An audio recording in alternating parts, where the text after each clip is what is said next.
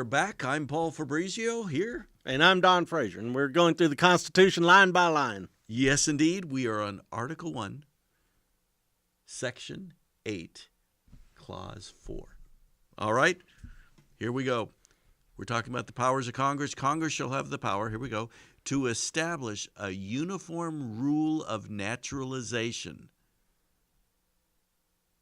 That's it. We're talking about what makes a citizen a citizen. Oh, my. And they can establish a uniform rule for that? Now, is there a difference between naturalization and citizenship? I'm asking you, Mr. Poli-Sci. Oh, boy. How do you answer a question like that? I think the first thing to say is that citizenship and naturalization are defined any way that Congress wants them to define it. Okay? That's handy. And I say that because, as we've made the point in other things, so much of this is about politics and the will of Congress. Correct. It's not about some glorious idea that all peoples have agreed to. It's about what has the political will been to define who is allowed here. And when we look at it, we see different threads, different debates that have taken place over our history. There is, I would argue, a common conflict that has gone on throughout history between those who were here and those who want to come here. Sure. And how many should we allow in? And from where? And from where, and who should those people be? That's right. And so I was reading recently that there's a new effort to look at the Chinese who came here to help build the railroads.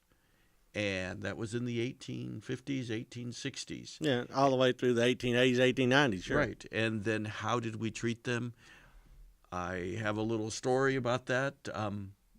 One of the best meals I ever had was at a Chinese restaurant across the border in Mexico from the United States. And I walked over across the border with a friend, had this delicious Chinese lunch. Was this in Tijuana? No, it was, and I don't remember the name of the city. It was near Calexico. Oh, okay. And had this delicious Chinese food for lunch and then crossed back to the United States. Why were those Chinese there? Well, their families had come, their ancestors had come to build the railroads, and then they were kicked out of the United States. Sure. And they couldn't afford to go back to China. Chinese Exclusion Act. Yeah. So where'd they end up? In Mexico, right across from the United States. Well, and there's railroads to be built down there, too. So it was, this is how it all played out. Sure. So what is the uniform rule of naturalization? Well, it's different today than it was in the 1890s and 1920s. Yeah. Sure. My families came here.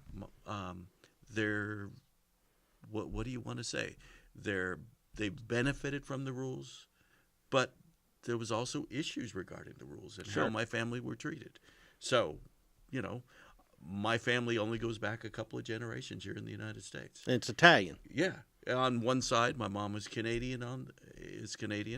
So my dad is Italian, so they came at different times, different rules. I remember going to my mom's citizenship ceremony, and so that was really cool to see your mother being sworn in as a citizen from Canada. But there I was, already a citizen. Yeah. And again, that's based on the rules. That's interesting. My wife's family's all Irish. Okay. On one side and German on the other. But these are all, different threads of the American population. What is causing this issue to be on the front burner again is because we're having populations that are coming from different parts of the world that are not historically traditional Western European or even Eastern European and Mediterranean. Right. And yet you go back to when my family came from Italy on my dad's side, and they came here in 1924 to escape Mussolini. And lo and behold, in 1924, after they got here, Congress passed a law restricting the number of people who could come from Italy. Yeah. Because they were tired of all these people coming from Southern Europe, and they didn't want them. As they said in the debates, they smelled differently and they ate different food. and they had this other religion, Catholicism. And so, they were foreigners in the real sense of foreigners. Yeah. Coming over here to America. Yeah, so we didn't like that. My favorite movie that kind of shows this tension from an earlier time period is Gangs of New York. Yes. Yeah, Daniel Day-Lewis about the Civil War and the well, riots. ultimately about the Civil War, but it's really about Irish immigration and American nativist. Yes. And so there's always been that strain. Yeah. But we're a nation of immigrants, as is often pointed out. The question is, how rich do you make the mix? Yeah. And who do you bring in, who do you not? And the United States has this ability to turn on the spigot and turn off the spigot. Now, the problem is when you get into things like chain migration and quotas, and you start to complicate this thing in order to try to put a finer polish on naturalization, and that's that political realm that you're talking about. Right. And in the end, who does a country want to have living in it? And that has varied over time. Well, and you go back to Roman history. They solved illegal immigration by sending out the legions and slaughtering everyone. Okay. So we don't want to do that. But didn't they invite people to become citizens? Ultimately, and that people would point that was their downfall, let all those Vandals and Visigoths and Goths become Romans, all those Germans become Romans, and that ended up changing the character of it. So always the issue is, how do you invite newcomers without changing who you are, which attracted them in the first place? Right. If you don't like your third world slummy country, we don't want you to come over here and recreate your third world slummy country, is often the refrain. So how do you fix that? I have my thoughts. Most of it has to do with education. I mean, you have to assimilate these populations that come in. And it turns out that, as we've seen over time, people have assimilated. They have. My family, as an example, someone who, was brought here under great suspicion, assimilated. Sure. I mean, here I am, the grandchildren of Italian immigrants, explaining the U.S. Constitution. That's assimilation. To who knows who on the other end of that screen. Yeah. I mean, it may be first generation from Mexico that's listening to this. That's right. Or it may be aspiring immigrants in Poland. Yeah. Listening to this. Yeah.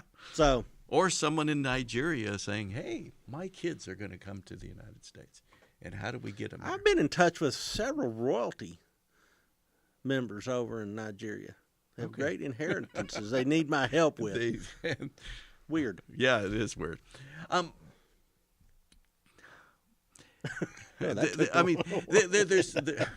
We'll ignore what he said. There's so many ways to look at this, but I think the simple thing to do is to just look at the words of the Constitution and say that Congress has the power to establish the uniform law of naturalization. Correct. And that's ultimately the final. Right. And as a consequence, that final thing can change over time. Because it's a political process. Because it's a political thing. And they left it in the hands of politicians. They did not define it. They didn't say that these people automatically are citizens. You notice that is not part of the Constitution. That's right. People with brown hair and brown eyes. They said, this is just a political thing. You guys decided. I think partly one of the things they were dealing with is that their population, when they wrote the Constitution, weren't Americans. They weren't citizens of the United States. They weren't born in the United States. They're writing the rules for themselves, but all of them were born as citizens of other places. Correct. So, in essence, they're all immigrants. Yeah, everybody's writing this. All right, so what kind of immigrant mix do we want? Yeah. Well, we'll let Congress work it out.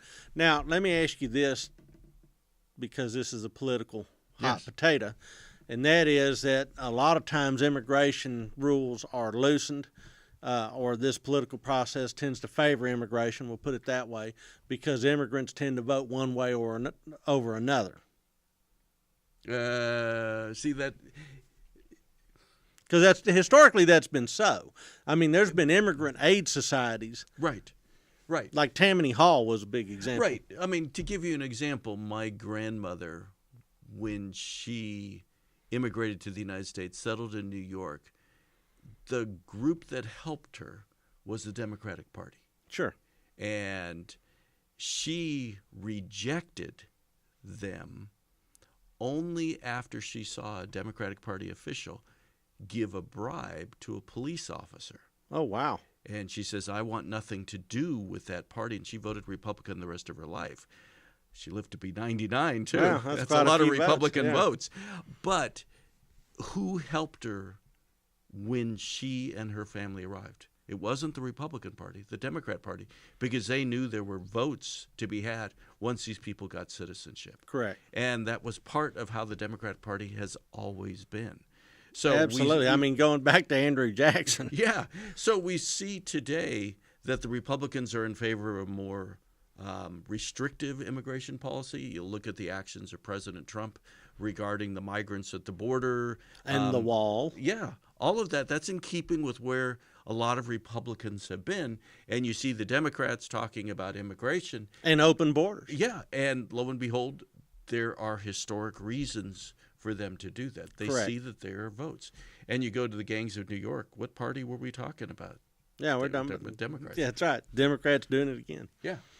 So this is how it all plays out. That's how it plays out. So everything new is old again. Exactly, exactly. And we go through periodic bursts of activity regarding immigration, and we're in one of those now where it's an incredibly important subject politically. And in 10 years, my guess is we're going to be focused on something else. Yeah. And then it's going to come back to us in 20 years. Because remember, this whole wall thing came up about 2000. Yeah, exactly. So all right. So that's our line. That's naturalization. Yeah. All right. So we'll pick up the next enumerated power in the next episode.